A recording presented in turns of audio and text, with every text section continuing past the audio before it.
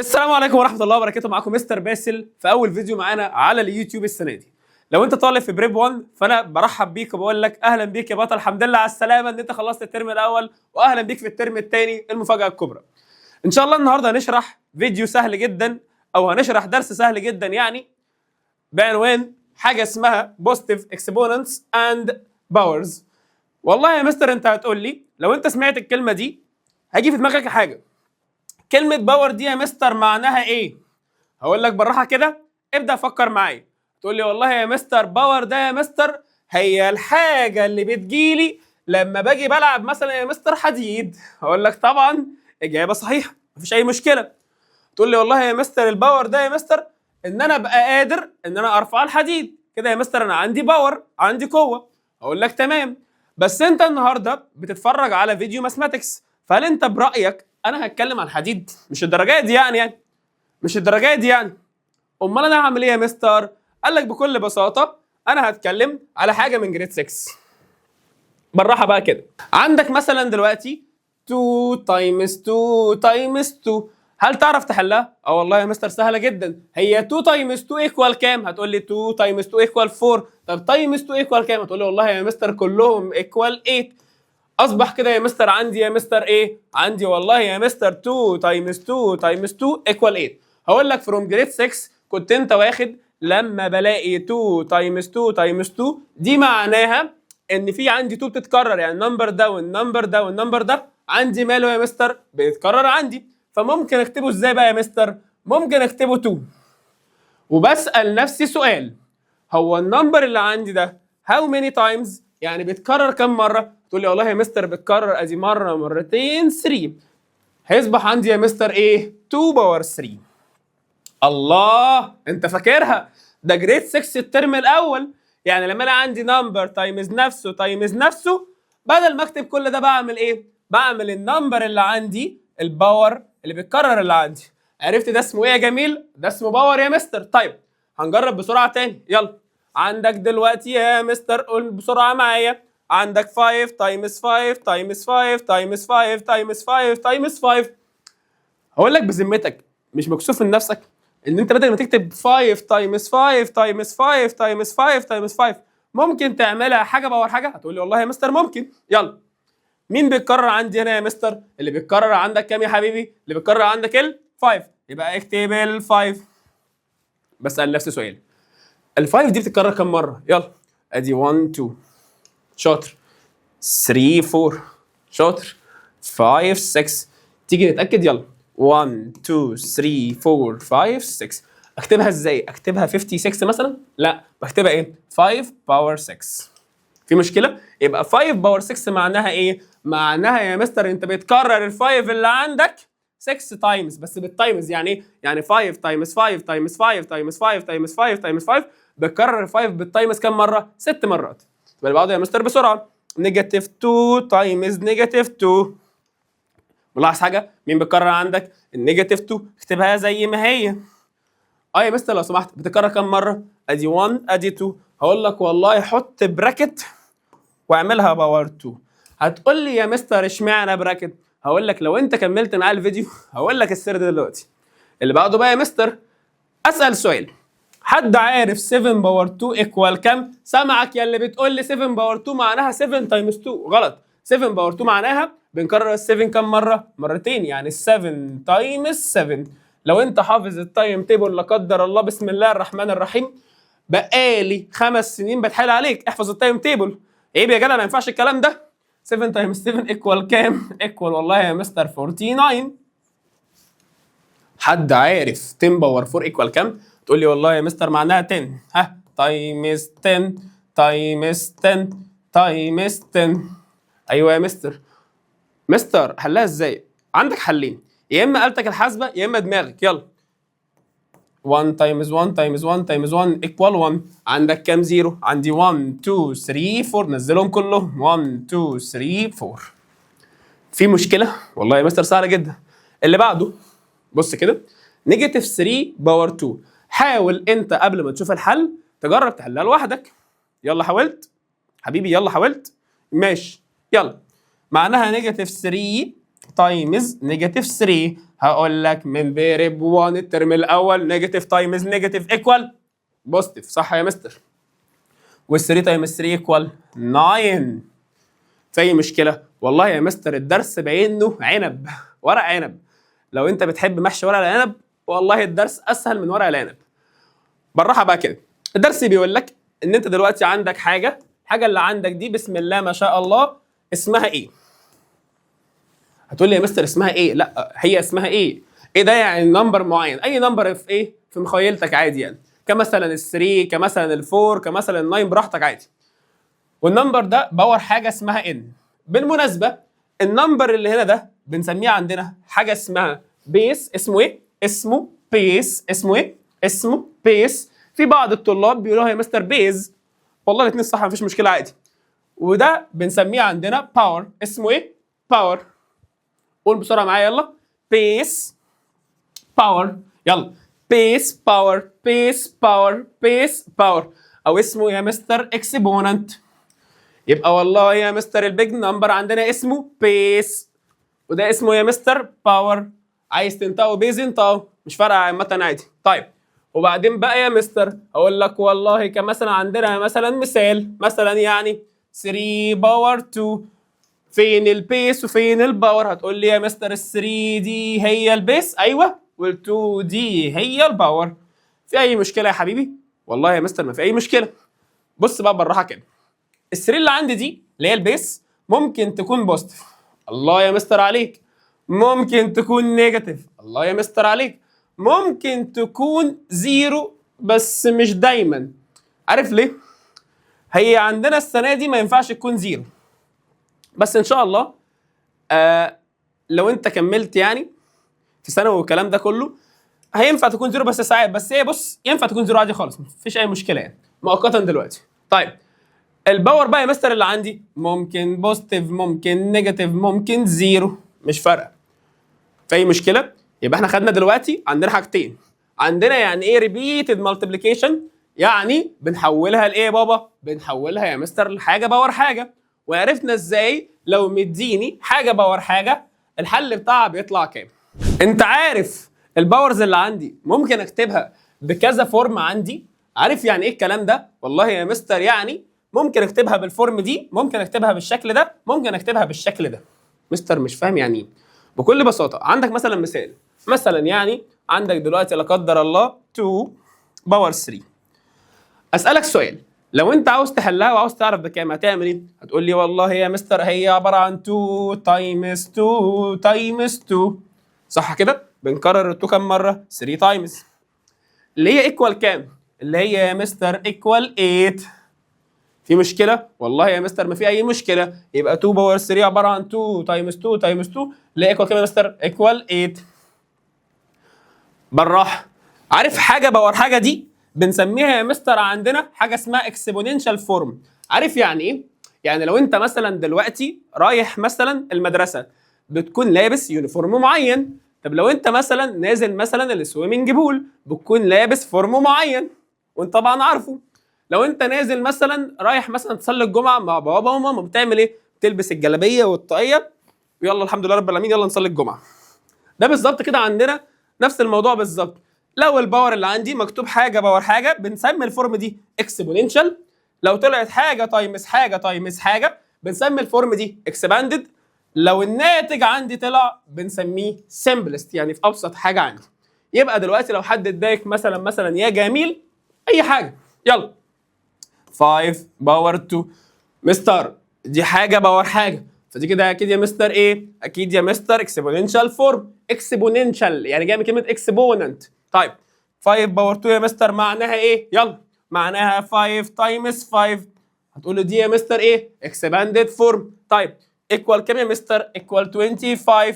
مش ده الحل؟ ده كده معناه ايه؟ سمبلست فورم. يبقى حاجه باور حاجه بنسميها اكسبوننشال فورم، حاجه تايمز حاجه بنسميها اكسباندد فورم، الايكوال بتاعي بسميه سمبلست فورم. اول سؤال معانا النهارده هو بيقول لك والله رايت يوزنج اكسبوننتس، يعني هيديك حاجات انت هتخليها حاجه باور حاجه. اول سؤال معاك بيقول لك انت عندك 2 تايمز 2 تايمز 2 تايمز 2 تايمز 2 تايمز 2 اخيرا تايمز 2. هقول لك بكل بساطه لو انت عاوز تحولها باور بتعمل ايه؟ بتعمل ايه؟ انا بسالك بتعمل ايه؟ تقول لي والله يا مستر انا بنزل ال2 زي ما هي وبعمل كاونت، يعني بعد يا مستر عندي يا مستر ال2 دي لو سمحت بتتكرر يا مستر عندي كام مره؟ يلا 1، يلا كمل معايا، ادي 2 ادي 3 تمام، ادي 4 5 6 7، بكتب عندي 2 باور 7 وكده السؤال اتحل. تقول يا مستر هو مش عاوز الحل؟ هقول لك لا والله، هو بيقول لك اعمل رايت يوزنج اكسبوننتس، يعني حاجه باور حاجه. لما يقول لك هات السمبلست فورم يبقى حلها يا حبيبي. طيب اللي بعده يا مستر عندنا مثلا دلوقتي نيجاتيف 7 تايمز نيجاتيف 7 تايمز نيجاتيف 7. هعمل لك حركه حلوه جدا. ايه يا مستر؟ هتقول لي على سر؟ لا والله هحلها معاك عادي خالص، بس انا اعمل حركه عشان خاطر بس سعادتك ما تتلخبطش معايا. هديك الحل في سؤال بلون معين والاجابه في سؤال بنفس اللون برضو عادي مش هغير اللون اكيد يعني. بص بقى، نيجاتيف 7 تايمز نيجاتيف 7 تايمز نيجاتيف 7 مين بيتكرر عندي؟ النيجاتيف 7. مستر لو سمحت بتتكرر كام مره؟ 3. ادي 1 2 3، اعمل براكت وحط 3. في مشكله؟ والله يا مستر ما في اي مشكله. طيب السؤال اللي بعده، السؤال بيقول لك دلوقتي 2 اوفر 3، ايوه يا مستر، تايمز 2 اوفر 3 تايمز 2 اوفر 3 تايمز 2 اوفر 3 تايمز 2 اوفر 3.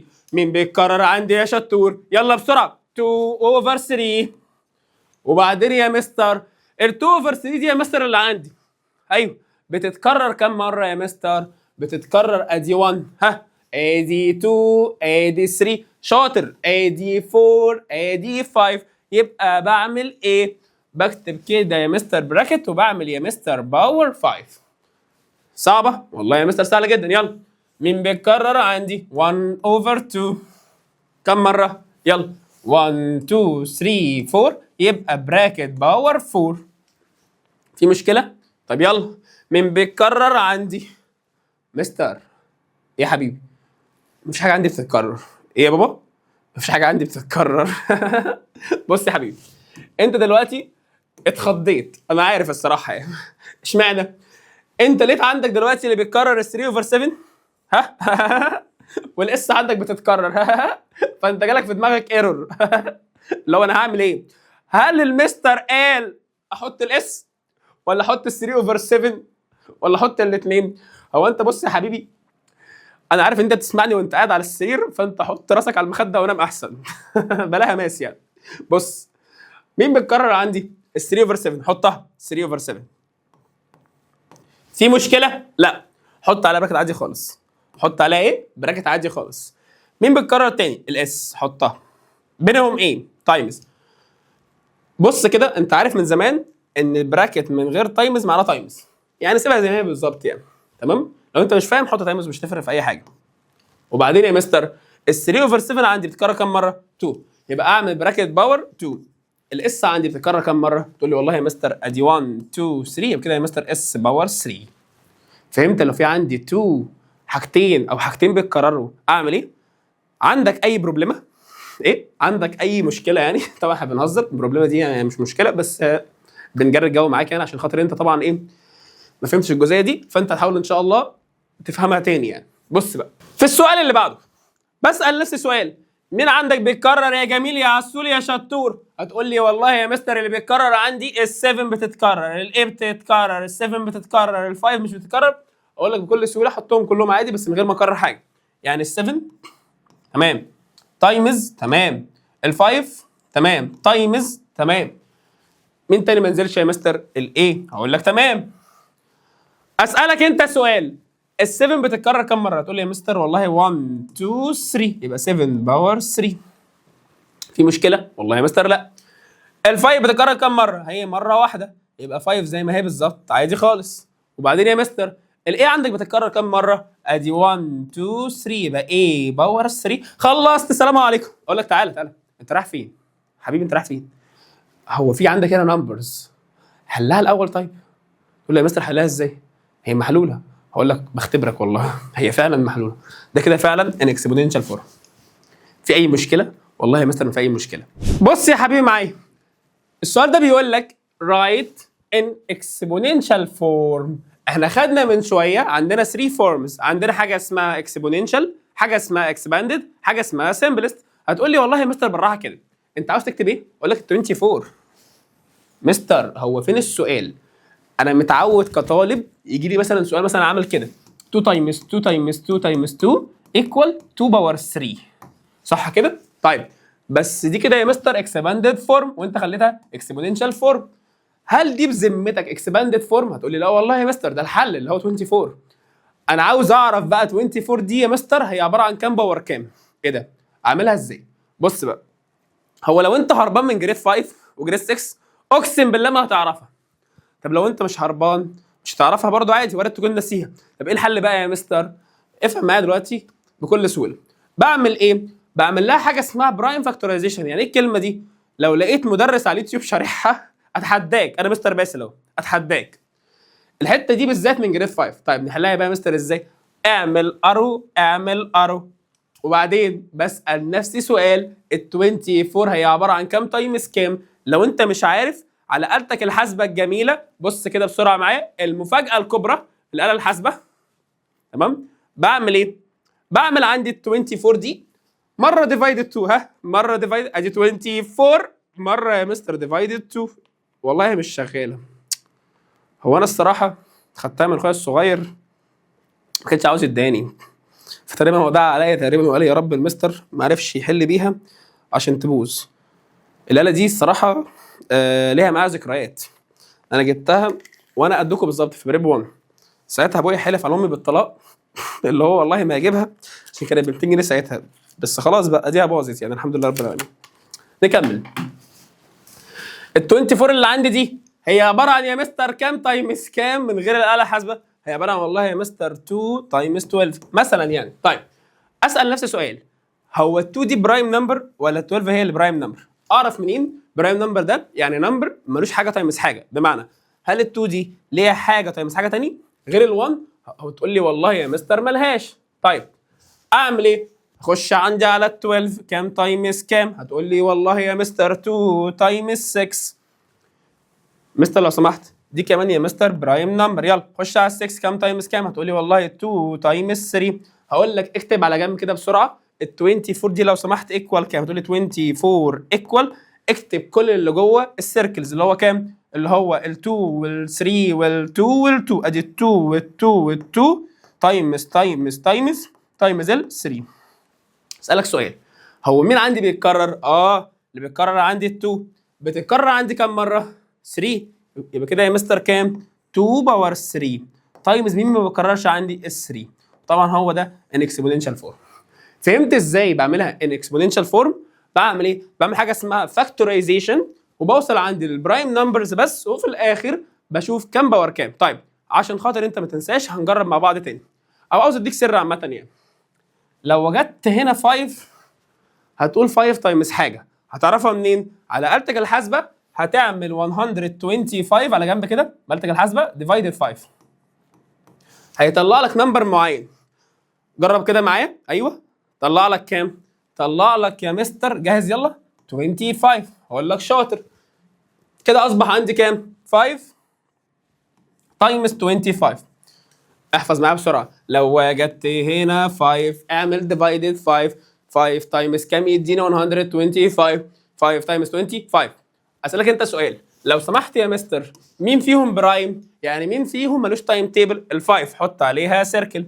اللي بعده 25 عباره عن كام تايمز كام؟ عباره عن يا مستر 5 تايمز 5. 5 تايمز 5 حط عليها سيركل، حط عليها سيركل. هو انا عارف ان انت وارد تقول مثلا هو ايه هو البرايم اصلا؟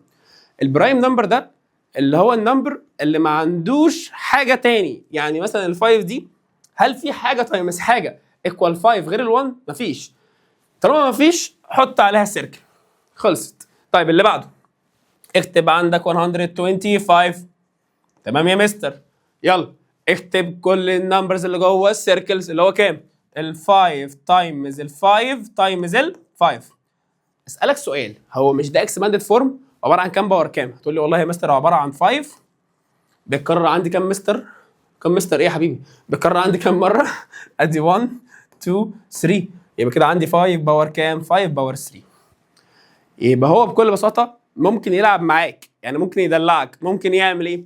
يديك السمبلست تدي له اكسبوننشال، او المره اللي فاتت يديك الاكسباندد تدي له اكسبوننشال، او ممكن يديك الاكسبوننشال تدي له سمبلست. وانت طبعا فاهم حاجه باور حاجه سمبلست ولا اكسبوننشال، هتقول اكسبوننشال. حاجه تايمز حاجه تايمز حاجه اكسباندد. الايكوال بتاعهم كام يا مستر؟ اللي هي سمبلست. طيب هذا السؤال الجميل استاذنك هتجيب ورقه وقلم وتحله لوحدك، ولو عرفت تحله لوحدك هتبعت لي الحل في الكومنتس. في اي مشكله؟ والله يا مستر سهل جدا. طيب انا دلوقتي عاوز اقول لك على سر. ايه هو السر يا مستر؟ هو انا ازاي بعرف الساين بتاعت النمبر من غير ما تحلها؟ بمعنى انا مش فاهم حاجه يا مستر، انت بتقول ايه؟ بالراحه كده بالراحه. لو عندي مثلا دلوقتي نيجاتيف 2 اول باور 2، انت فاكر بتحلها ازاي؟ ايوه يا مستر، بنعمل نيجاتيف 2 تايمز نفسها مرتين، صح كده؟ نيجاتيف 2 تايمز نيجاتيف 2، تمام. وهتقول لي والله يا مستر نيجاتيف تايمز نيجاتيف هتكنسل النيجاتيف. اشمعنى؟ عشان نيجاتيف تايمز نيجاتيف ايكوال بوزيتيف. احفظ معايا بسرعه. نيجاتيف ونيجاتيف كنسل نيجاتيف، نيجاتيف ونيجاتيف كنسل نيجاتيف، نيجاتيف ونيجاتيف كنسل نيجاتيف. وبعدين 2 تايمز 2 ايكوال كام؟ ايكوال 4. اللي بعده، هو انت فاكر معايا ان نيجاتيف 2 باور 3 ايكوال كام؟ هقول لك بكل بساطه معناها نيجاتيف 2 تايمز نيجاتيف 2. ايوه يا مستر، تايمز كام؟ تايمز نيجاتيف 2. بالراحه كده، بتأني كده بالراحه، ودنك معايا وايدك مع الكشكول. بص بقى، مش نيجاتيف تايمز نيجاتيف ايكوال بوزيتيف، حلو. بوزيتيف تايمز نيجاتيف ايكوال نيجاتيف، حلو. وبعدين 2 تايمز 2 ايكوال 4، شطور. تايمز 2 ايكوال 8، عبقري، يبقى ايكوال 8. مستر هو فضل المشكله، والله لسه مفيش لحد دلوقتي مشكله، بس كمل بس معايا يلا. نيجاتيف 2 باور 4 عارف معناها ايه؟ يعني نيجاتيف 2 تايمز نيجاتيف 2 تايمز نيجاتيف 2 تايمز نيجاتيف 2. يلا نجرب، تعالى ها يلا. اي خدمه اهو، هعمل لك كمان لون تاني عشان تقول بس مستر باسل مش مدرس روتيني وعامل اللوحه كلها ازرق. هي طبعا مش لوحه، يعني هي حاجه اسمها سمارت بورد، بس ايه، مش لوحه، عامله زي البورد بس هي تاتش يعني تقريبا، الله اعلم يعني. بص يا حبيبي، نيجاتيف 2 تايمز نيجاتيف 2 تايمز نيجاتيف 2 تايمز نيجاتيف 2. يبقى عندي النيجاتيف 2 اللي عندي بكررها كام مره؟ بكررها 4. يلا جاهز معايا؟ يلا نبدا. نيجاتيف تايمز نيجاتيف كانسل نيجاتيف ايكوال بوزيتيف، تايمز نيجاتيف ايكوال نيجاتيف، تايمز نيجاتيف ايكوال بوزيتيف. وبعدين 2 تايمز 2 ايكوال 4، تايمز 2 ايكوال 8، تايمز 2 ايكوال 16. هو انت مش ملاحظ حاجه؟ في حاجه كبيره جدا انت مش ملاحظها. ايه بقى يا مستر؟ انا عندي هنا طلع بوزيتيف 4. ايوه يا مستر. عندي هنا طلعت نيجاتيف 8. ايوه يا مستر. عندي هنا طلعت 16. يعني ساعات الله اعلم يعني بتطلع بوزيتيف، وساعات بتطلع نيجاتيف، وساعات بتطلع بوزيتيف، وساعات بتطلع نيجاتيف. مستر هو ايه الحكايه؟ ازاي اعرف من غير ما اجرب؟ بكل سهوله حبيبي، عن طريق الباور اللي عندك. ايه؟ عن طريق الباور اللي عندك. بمعنى هو مش ده باور 2 طلع بوزيتيف، مش ده باور 4 طلع بوزيتيف، لو باور 6 هيطلع بوزيتيف، باور 8 هيطلع بوزيتيف، باور 20 هيطلع بوزيتيف. فكر كده معايا، هل في علاقه ما بين ال2 وال4 وال6 وال8 وال10 وال12 وهكذا؟ تقول لي اه يا مستر تقريبا انا حسيت ان انت ايه عايز تقول ايه. هقول لك ايه بقى؟ تقول لي والله يا مستر انا حاسس ان 2 4 6 8 10 والكلام ده كلهم even numbers. كلهم ايه؟ even numbers، يعني كلهم numbers even. واي حاجه غيرهم يا مستر اللي هي يا مستر الاود numbers، لو في نيجاتيف هتطلعه، مفيش نيجاتيف مش هتطلعه. بمعنى مثلا بص، عندك مثلا دلوقتي نيجاتيف 2 باور 10. مستر باسل بيسالك، بيقول لك بالله عليك انا مش عاوز احلها، بس عايز اعرف هتطلع الحل في الاخر بوزيتيف ولا نيجاتيف. تقول لي يا نهار ابيض يا مستر احلها الاول. هقول لك لا والله مش مستاهله. انت عندك هتبص على الباور، هو ال10 دي ايفن ولا اود؟ ال10 ايفن، يبقى دي كده لازم تطلع بوزيتيف. طيب نجرب تاني. نيجاتيف 2 باور 201. يا نهار ابيض يا مستر انا هعمل نيجاتيف 2 تايمز نيجاتيف 2 تايمز نيجاتيف 2 201 تايمز. يا نهار ابيض يا مستر، ده عقبال ما حضرتك تخلص الفيديو وعقبال ما اكلم ماما وعقبال ما هو يجي لي من المدرسه هيكون يا مستر لسه ما اتحلتش. هقول لك لا يا حبيبي انا مش عاوز احلها، انا عاوز اعرف بس هي هتطلع بوزيتيف ولا نيجاتيف في الاخر يعني. تقول لي والله يا مستر 201 دي يا حبيبي 201 نوعها عقود، يبقى دي لازم تطلع نيجاتيف. الزتونه كلها بقى يا حبيبي لو عندي الباور ايفن لازم يطلع بوزيتيف، لو عندي الباور اود لازم يطلع نيجاتيف لو في صعبه. يبقى لو عندي ايفن لازم بوزيتيف، عندي ايفن لازم بوزيتيف. طب عندي اود لو في نيجاتيف نزله. عندي بقى سؤال اقسم لك بالله الحته دي وارد يقع فيها مدرسين. ايه بقى؟ الملحوظه الكلبوزه. في كتاب المعاصر عندك هذه الملحوظه الكلبوزه جايبه لك ريمارك، فانت ممكن تقول ايه ما بقراش الريمارك عادي عديها يا مستر يعني. هقول لك والله بيقع فيها مدرسين. لو انت جيت سالت مستر باسل على آلته الحاسبه البايظه يعني اللي مش شغاله من التسعينات، هيقول لك حط النمبر ده على الاله الحاسبه، النمبر ده بالظبط اللي هو ايه؟ اللي هو النمبر ده اللي هو نيجاتيف 2 باور 2 من غير ما تحط براكت.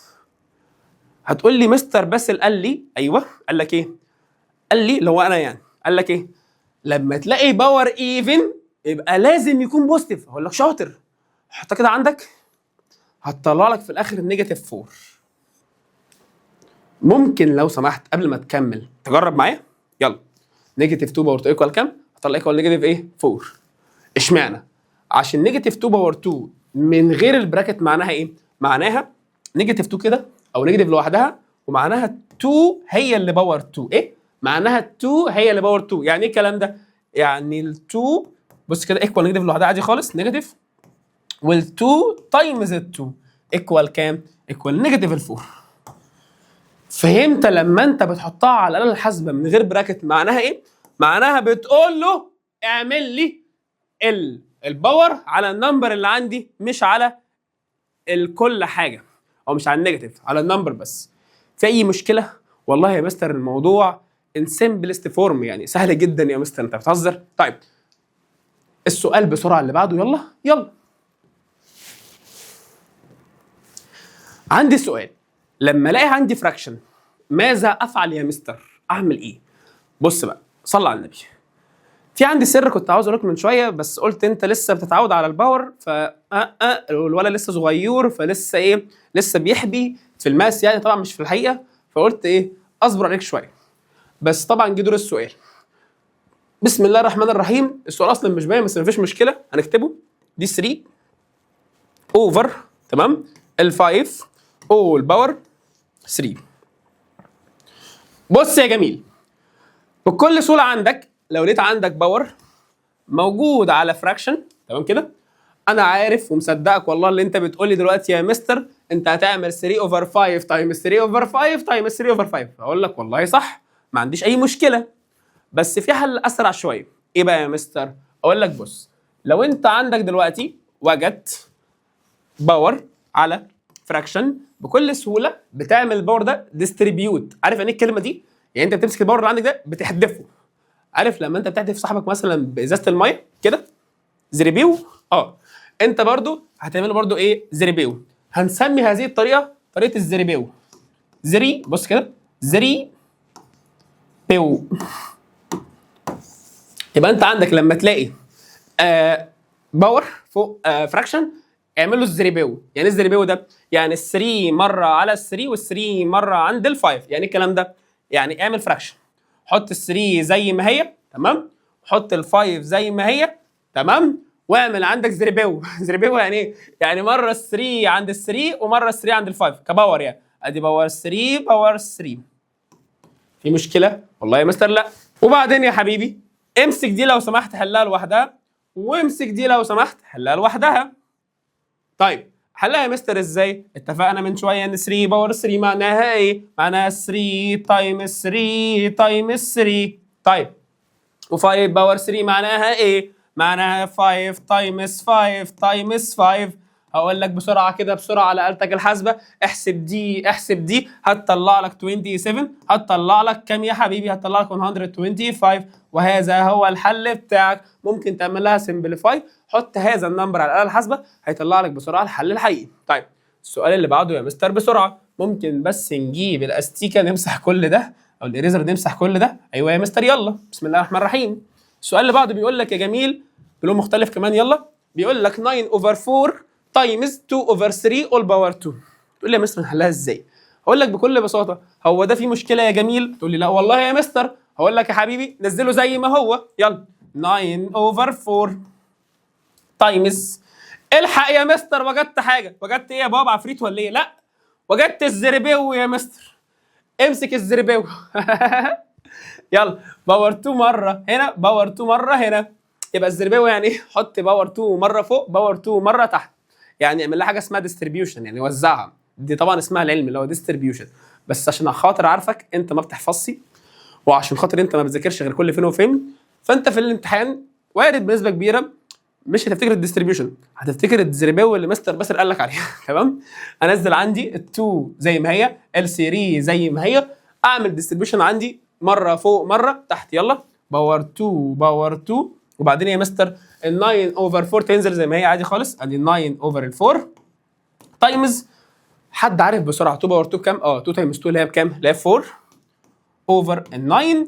هقول لك والله يا حبيبي لو طلعت عندك آلة حاسبة هتطلع لك 1. اشمعنى يا جميل؟ عشان خاطر احنا ممكن نعمل سمبليفاي من قبل ما نعمل تايمز، بمعنى ممكن نكنسل ال 9 مع ال 9 وكنسل ال 4 مع ال 4، هيبقى عندي 1. اللي مش فاهم الكلام ده، لما بكنسل ال 9 مع ال 9 يا حبيبي كأني بعمل ديفايدد 9 ديفايدد 9، ونكنسل عندنا ال 4 مع ال 4، فكده هيتبقى عندي ايه؟ فكده هيتبقى عندي ايكوال 1. طيب السؤال بسرعة اللي بعده. السؤال بيقول لك يا جميل find numerical value of each of the following. يعني ايه يا مستر الكلام ده؟ numerical value انا عاوز الحل بس يكون number. اعملها يا مستر ازاي؟ حلها بس الاول عادي خالص. بمعنى بيقول لك هنا والله يا حبيبي انت عندك البي ايكوال نيجاتيف 7. عارف يعني ايه هذا الكلام؟ اقول لك انا البي ايكوال نيجاتيف 7 دي يا مستر معناها معناها ايه؟ معناها شيل البي، شلتها، حط مكانها نيجاتيف 7 بس كده. ايه؟ شيل البي، حط مكانها نيجاتيف 7. يلا، يبقى نزل ال 3 زي ما هي، واشيل البي، احط مكانها نيجاتيف 7. اهو شلت البي، حط مكانها نيجاتيف 7. ايوه نيجاتيف 7. والباور 2 زي ما هي، والباور 2 زي ما هي. وبعدين اسالك سؤال، هو 3 وجنبها براكت معناها ايه؟ معناها 3 تايمز البراكت اللي عندي. في مشكله؟ يبقى عندك لما ما تلاقيش حاجه ما بين النمبر والبراكت دي كده يا مستر معناها ايه؟ معناها تايمز يا حبيبي. طيب وبعدين بقى يا مستر، وبعدين والله يا جميل انت بتعمل حاجه، حل دي الاول.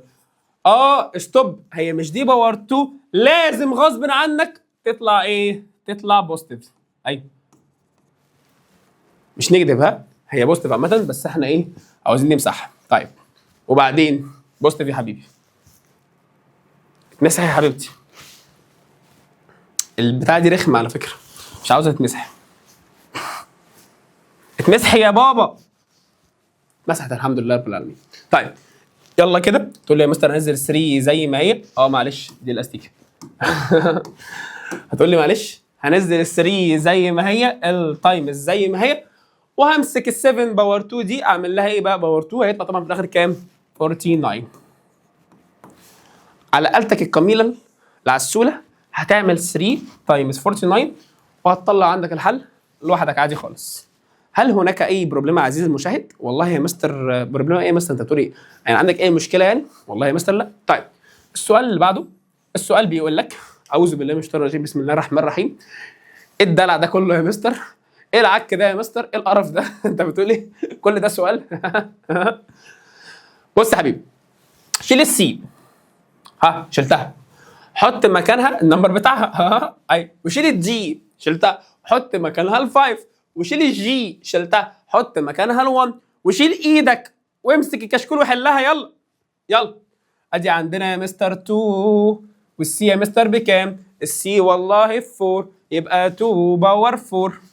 انزل البلس زي ما هي، يلا بلس زي ما هي، تمام، وال3 زي ما هي. اي فاريبل عندي يشيله، حط مكانه الفاليو بتاعته. يعني بص كده، لو لقيت فاريبل امسحه، حط مكانه النمبر بتاعه. تمام. ايه ده؟ وجدت دي، امسحه. هو دي بكام؟ 5. ادي 5. انا راضي ذمتك، هل هو قصده 35؟ لا والله يا مستر، ده قصده 3 تايمز 5.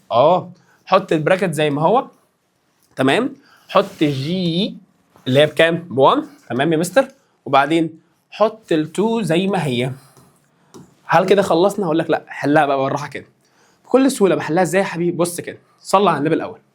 هل دي فيها مشكله؟ تقول لي والله يا مستر لا. هقول لك نزلها زي ما هي. يلا 2 باور 4 بلس زي ما هي 3 تايمز 5 زي ما هي تايمز هي 1 بلس 2 ايكوال كام يا جميل؟ ايكوال 3. يبقى تايمز 3. هل هناك اي مشكله؟ تقول لك لا والله يا مستر. بس هو اصلا يا مستر هو عاوز ايه؟ هو عاوز نيوميريكال فاليو، يعني عاوز الفاليو في الاخر تكون نمبر زي مثلا 100 2 7 9. مش عاوز كل هذا الهبل. هقول لك آلتك الحاسبه حلها.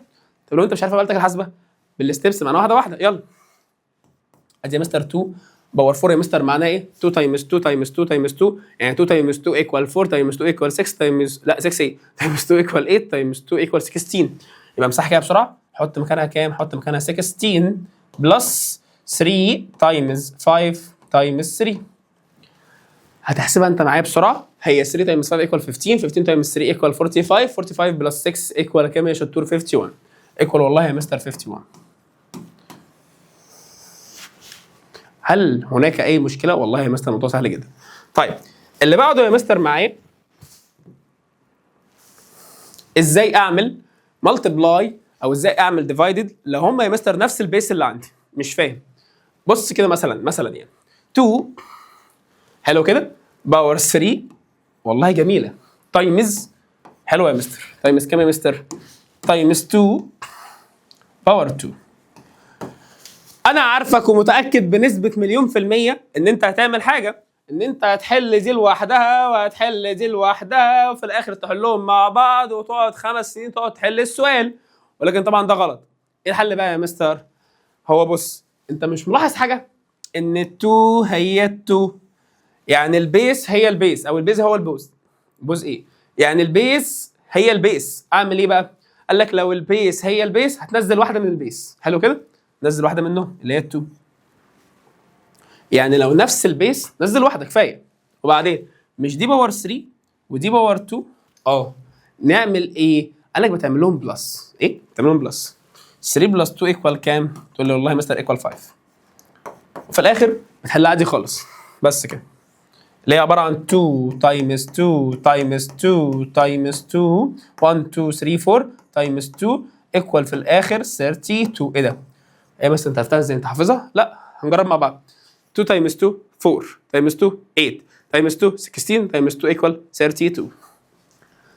طيب اسال سؤال، هل لو جربت يا مستر لو سمحت احل دي لوحدها وحل دي لوحدها وفي الاخر اعمل لهم تايمز هيطلع في الاخر 32؟ والله هيطلع 32. بس دي عشان خاطر نسهل عليك الدنيا. بمعنى ما تقعدش تحل كتير. ما هو ايه لازمه الماس؟ اللي انت ما تحلش كتير. اللي هو لو البيس هي البيس نزل واحده من البيس واعمل براس الباور وخلصت. بس الكلام ده فين يا حبيبي؟ في المالتيبلاي بس يا مستر. هل هناك اي مشكله؟ والله يا مستر لا. نجرب كمان نحل كمان سؤال. يلا معايا. بص كده عندنا كمان سؤال. السؤال بيقول لك لو عندنا مثلا دلوقتي 1 over 2 all power 3 times 1 over 2. هتقول لي يا مستر احل دي واحل دي. هقول لك غلط. اشمعنى؟ البيس هي البيس هتنزل واحده من الايه؟ من البيس تول. كده ايكوال يا مستر 1 over 2. وبعدين يا عسول تقول لي والله يا مستر هي مش دي باور 3 يبقى حطها هنا باور 3 عشان خاطر والله يا مستر هنا مفيش اي باور. هقول لك لا بالراحه كده. طالما هنا مفيش باور فاحنا يا عسول يا جميل بنعتبره باور 1. بنعتبره ايه؟ باور 1. ما هو ايه معنى الباور؟ معناه ان دي بتتكرر كام مره؟ ما هي بتتكرر مره واحده. هي اكيد مش مختفيه عندك يعني. كده عندنا 3 بلس 1 ايكوال كام يا مستر؟ ايكوال 4. افكرك لو انت ناسي تعالى ازاي احل يا مستر دي يا مستر بطريقه الزريبيو بتاعت مستر باسل. يلا زريبيو يلا. حط الفور مره فوق حط الفور مره تحت حط الفور مره على النيميريتور وحط الفور مره على الديمينيتور. يلا والله يا مستر 1 باور 4 بالزريبيو اوفر 2 باور 4 بالزريبيو والنيو. وبعدين يا مستر هيطلع عندي ايه؟ هيطلع عندي 1 اوفر 2 تايمز 2 تايمز 2 تايمز 2 ايكوال يا مستر كام؟ ايكوال 16 اوفر 16. خلصت على كام؟ احفظ معايا بسرعه. لما يكون سيم بيس اعمل بلس للباور. يلا اعمل زي لما يكون سيم بيز اعمل بلس للباور. تاني لما يكون سيم بيز اعمل بلس للباور. لما يكون سيم بيز اعمل بلس للباور. في اي مشكله؟ والله يا مستر سهله. لو عندك مثلا دلوقتي عاوز تعمل ديفايدد بس هم يا عزيزي سيم بيس. يعني ايه الكلمه دي؟ يعني نمبر هو النمبر. طيب بص كده، مش ال2 هي ال2 هتنزل واحده من ال2، نزل 2 هي. في مشكله؟ والله لا يا مستر. بس ساعه السيم بيس في الديفايدد ما بعملش بلس للباور زي التايمز، انما بعمل ايه؟ بعمل ماينس. احفظ معايا بقى، سيم بيس في الديفايدد اعمل ماينس. اقول لك على سر او اديك سر، بص بقى، مش هي تايمز يعني بتزود النمبر؟ ايه تاني بيزود غير التايمز؟ الاديشن اللي هو البلس. يبقى لو التايمز اعمل بلس. كده يا مستر من غير حفظ. الله اكبر عليك يا مستر والله بجد. طب لو ديفايدد، مش ديفايدد ده بيقلل النمبر؟ يبقى اعمل ماينس، ما بيقلل برضه. في مشكله؟ والله لا يا مستر مفيش اي مشكله. يلا، دي يا مستر باور 6 ودي يا مستر باور 4. 6 ماينس 4 ايكوال 2 و2 عندي باور 2 ايكوال 4 يا مستر. بذمتك هل احل دي لوحدها وحل دي لوحدها في اخر ديفايدد، ولا احلها بكل سهوله كده؟ والله يا مستر بكل سهوله كده. طيب السؤال بسرعه اللي بعده، ازاي احل دي؟ والله يا مستر انا عندي 1 اوفر 2 هي 1 اوفر 2، يبقى تنزل مش رجلك، لا هتنزل 1 اوفر 2 وبعدين مش ده يا مستر ديفايدد؟ وده يا مستر نفس البيس. ديفايدد بتقلل، يبقى نعمل ايه؟ نعمل ماينس للباور. يبقى 6 ماينس 3 ايكوال كام؟ ايكوال 3. فاكر طريقه الزريبيو اللي هي اسمها ديستريبيوشن بروبرتي؟ بتعمل ايه؟ بتعمل ال 3 مره ديستريبيوت، مره على ال1 ومره على ال2. صعبه كده؟ يلا يا مستر، ادي يا مستر لو سمحت يا مستر عندك ال1 باور 3 اوفر ال2 باور 3 ايكوال 1 اوفر 8 واتحلت على كده. طيب السؤال اللي بعده معايا بسرعه، ازاي احل هذا السؤال؟ بكل بساطه طبعا هذا السؤال سهل جدا. والله يا مستر نيجاتيف 2 هي نيجاتيف 2، فانت نزل ايه؟ نزل نيجاتيف 2. ادي نيجاتيف 2. والله يا مستر ده نفس البيس، يبقى اعمل ايه يا جميل؟ اعمل ماينس للباور، وال3 ماينس 3 ايكوال كام؟ تقول لي والله يا مستر ايكوال 0. تمام. مستر لو سمحت هو نيجاتيف 2 باور 0 ايكوال كام؟ هقول لك بص، انا الصراحه لو مدرس عربي مثلا او دراسات مش هعرفها بصراحه يعني. اشمعنى؟ بس ممكن، او اشمعنى بس الاول؟ عشان خاطر انا مش عارف باور 0 دي يعني اكررها كام مره يعني. ازاي مثلا اعمل زرباوه على الزيرو؟ مش فاهم. بص يا حبيبي، هي مش دي الحاجه اوفر نفسها، وعندك في الماثماتكس اي حاجه ديفايدد نفسها ايكوال 1، يعني 2 اوفر 2 ايكوال 1، 3 اوفر 3 ايكوال 1، نيجاتيف 2 باور 3 اوفر نيجاتيف 2 باور 3 ايكوال كام؟ ايكوال 1. فطبيعي عندي الحاجه باور 0 تطلع ايكوال 1. عرفت لماذا من جريد 6 اي نمبر باور 0 ايكوال 1؟ عشان هو عباره عن النمبر باور حاجه اوفر النمبر باور نفس الحاجه اللي هو ايكوال ايه؟ 1. بسرعه بقى كده، لو جيت مثلا اسالك مثلا سؤال، عندك مثلا دلوقتي على طريقه الزربيه والنو بتاعت باور 0، عندك مثلا دلوقتي 3 باور 0 ايكوال 1. اللي بعده شراب، بص كده، شراب باور 0 ايكوال كام؟ مش شراب، لا ايكوال 1. اي حاجه باور 0 ايكوال 1 ما عدا حاجه واحده بس، الزيرو. زيرو عندك باور 0 ايكوال كام يا مستر؟ والله بص، بريب 1 ما نعرفش، بريب 2 ما نعرفش، بريب 3 ما نعرفش. باذن الله لو انت حبيت الماس هتعرفها في اولى ثانوي اللي هو سكندري 1. فدي مش عندنا دلوقتي خالص. في مشكله؟ افرض مثلا يا مستر عندك مثلا نيجاتيف 1 اوفر 3 اول باور 0 ايكوال كام؟ مش ده حاجه باور 0، حاجه باور 0 ايكوال كام؟ ايكوال 1. وخلصت على كده. يلا معانا يا صاروخ، هتحل دلوقتي اسئله الصاروخ. بص بقى، السؤال بيقول لك فروم كتاب المعاصر، بيقول لك عايزين نحل السؤال ده، نحله ازاي؟ اقول لك فاكر حاجه؟ يا مستر ده دي يا مستر تايمز دي، فالفايف هي الفايف، يبقى ننزل واحده من الفايف. دي يا مستر كانها باور 1، يا مستر كانها باور 1، ودي يا مستر باور 3. يبقى يا مستر لو نفس البيس عندي بعمل بلس للباور، كده يا مستر باور كام؟ باور 4. هقول لك والله صح، اجابتك عبقريه، عشان البيس هي البيس فبتعمل بلس للبيس. طيب اوفر زي ما هي ال5 باور 4 مستر من غير ما اكمل ايكوال 1. عارف ليه؟ حاجه اوفر نفسها، صح كده؟ او هي برضو ايه؟ ال5 باور 0 اللي هو ايكوال كام؟ ايكوال 1. وشرحنا من شويه اي حاجه باور 0 ايكوال 1 وخلصت على كده. طيب السؤال ده يا جميل هيكون هوم ورك، حل لوحدك يعني. طيب السؤال ده بسرعه مع بعض. والله يا مستر انا عندي ال7 هي ال7 هننزل واحده من ال7. يلا ادي ال7 يا مستر عشان خاطرك. عندي طالب من غير ذكر اسماء اسمه عمر احمد، عمل مره كوميك على الحته دي. اي نعم طبعا طردته بره، بس هو مش عجبني الصراحه. هو قال 7 هي ال7 هتبقى 7 اب. انا مش بهزر الصراحه، انا بحكي بس الكوميك بتاعت عمر احمد يعني. فاتمنى لحد زي عمر احمد ما يقولش كوميكس تانية خالص، عشان هو مش بيبقى كويس في السيشن. بتلاقي المستر ماسكه وعايز يحدفه في السيشن كده زي الزرباوي بالظبط. طيب اوفر 7 باور 10 زي ما هي. بص بقى، مش ده باور 8 وده باور 3؟ ايوه. وده كانه باور 1؟ ايوه. مش دول تايمز؟ نعم يا سيدي. يبقى اعمل لهم ايه؟ اعمل لهم بلس للباور. 8 و 3 بلس 1. لو ما تعرفش تحسب هات آلة حاسبة يا حبيبي واحسبها. 8 بلس 3 بلس 1 ايكوال كام؟ 8 و 3 ايكوال 11 ولا كام يا مستر؟ ايكوال 11. 1 ايكوال كام يا مستر؟ ايكوال 12. والله يا مستر ال7 هي ال7 فننزل واحدة من ال7. ادي 7. دي يا مستر باور 12 ودي يا مستر باور 10. كده يا مستر نفس البيز، بس دول يا مستر ديفايدد اعملهم يا مستر ماينس للباور. كده يا مستر باور 2 و7 يا مستر عندي يا مستر باور 2 مستر معناها 7 تايمز 7 ايكوال كام يا حبيبي؟ ايكوال 49. في اي مشكله؟ طيب السؤال اللي بعده بسرعه. السؤال بيقول لك ذا additive inverse للنمبر اللي هو 3 باور 0. قلنا اي حاجه باور 0 ايكوال 1. ها بس مش هو ده الحل، هو عاوز additive inverse. additive inverse دي يعني عاوز العكس بتاع الساين. يعني لو هو بوزيتيف تبقى نيجاتيف، نيجاتيف تبقى بوزيتيف، بوزيتيف تبقى نيجاتيف، نيجاتيف تبقى بوزيتيف. عاملها ازاي بسرعه؟ هو مش الحل 1؟ خليه بقى يا مستر كام؟ نيجاتيف 1. صعبه؟ طيب اللي بعده حاجه عندي اسمها مالتيبليكيتيف انفيرس. كلمه مالتيبليكيتيف انفيرس دي يا عزيزي يعني انت شقلب الفراكشن. بمعنى لو عندك مثلا دلوقتي 2 اوفر 3 مالتيبليكيتيف انفيرس معناها 3 اوفر 2. طيب اي حاجه باور 0 ايكوال كام؟ ايكوال 1. عكس ال1 كام؟ 1 برضه. والله يا مستر اوعى تقول لي نيجاتيف 1. انا هنا بسالك على حاجه اسمها مالتيبليكيتيف انفيرس. احفظها معايا. اديتيف انفيرس اعكس الساين، لو نيجاتيف تبقى بوزيتيف، لو بوزيتيف تبقى نيجاتيف. مالتيبليكيتيف انفيرس يعني شقلب الفراكشن. يعني لو راسه فوق خليه تحت، ولو راسه تحت خليه فوق.